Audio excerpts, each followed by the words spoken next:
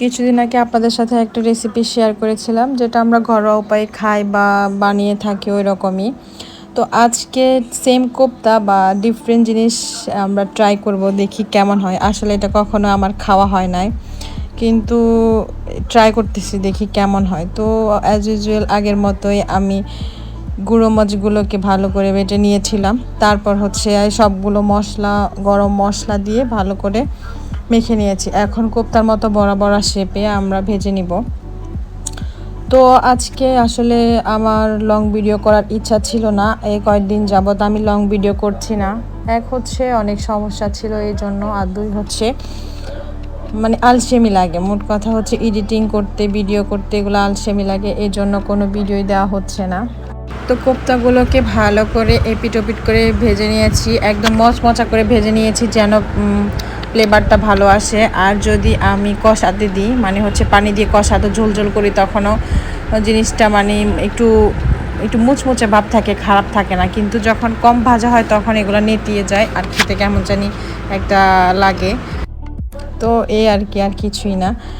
তো আমার মোটামুটি বড়াগুলা ভাজা শেষ হয়ে গেছে। ও তার আগে বলে নিই, তো আমার এই ভিডিওটি কে কোথা থেকে দেখছেন এবং কার কেমন লাগছে অবশ্যই কমেন্টসে বলে যাবেন। ভালো লাগলে অবশ্যই বলবেন, আর খারাপ লাগলেও বলবেন, যেন সামনের দিকে ভালোভাবে দিতে পারি, আর চেষ্টাটা অবশ্যই করতে পারি। তো আমি আগের মতো মশলাটা কষিয়ে নিয়েছি। এখন শুধুমাত্র কিছু রেখে দিয়েছিলাম, সবগুলা বড়া বাজি নাই, কিছু কাঁচা কাঁচা দেখেন আমি পানির মধ্যে দিয়ে দিচ্ছি। তো এগুলা খেতে কেমন হবে আসলে জানি না, তো ওইভাবে দিয়ে দিচ্ছি। দেখি যে না, মোটামুটি এইগুলা পানিতে ফুটন্ত পানিতে দেওয়ার পরে এগুলা মোটামুটি আঠালো, মানে হচ্ছে বড়ার শেপটাই নিয়ে নিয়েছে। তো আমি যেগুলা বেজে রেখেছিলাম ওইগুলো দিয়ে দিয়েছি।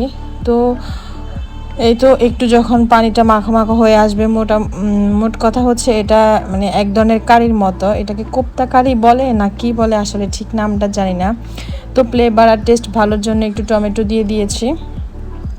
তো এই তো রেডি হয়ে গেছে। তো আমার এই ভিডিওটি কে কোথায় দেখছেন অবশ্যই কমেন্টসে বলবেন, আর সম্পূর্ণ ভিডিওটি দেখার জন্য থ্যাংক ইউ। তো এই তো মোটামুটি কমপ্লিট হয়ে গেছে, ঝোলটা একটু মাখা মাখা হলে হয়ে যাবে। তো এটা আমি মনে করি গরম ভাতের সাথে খেতে তেমনটা খারাপ লাগে না, মানে যেগুলো আমি এভাবে কাঁচা কাঁচা দিয়েছিল ওইগুলোর কথা বলছি। আর যেগুলো হচ্ছে কোপ্তা বানিয়ে দিয়েছে ওইগুলো তো মজাই হয়েছে। ওগুলো অ্যাজ ইউজুয়াল যেরকম আমরা কোপ্তা কারি খেয়ে থাকি ওরকমই হয়েছে, কোনো মজা মানে ডিফারেন্ট কিছু হয় না। কিন্তু যেগুলো কাঁচা কাঁচা দিয়েছে ওইগুলো মোটামুটি মজা লাগে, খারাপ না।